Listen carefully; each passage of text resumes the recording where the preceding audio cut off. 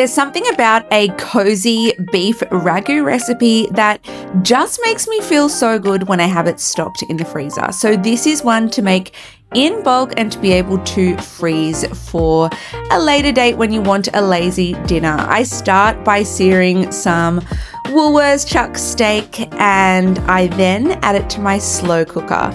I have then minced up some carrot, celery and onion and I fried that off. And so basically we're adding each of these components once they've been fried off for flavor into the slow cooker.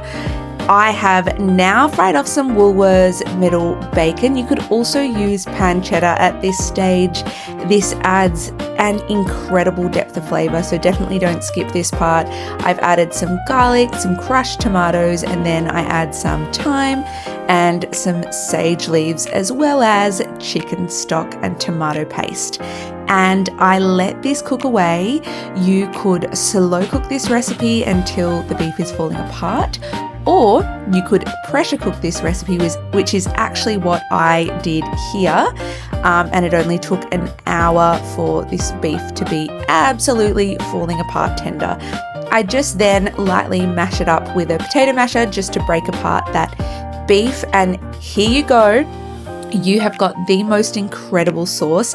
I just added it to my pasta. Sometimes I like to use some pappardelle, or here I've used some penne.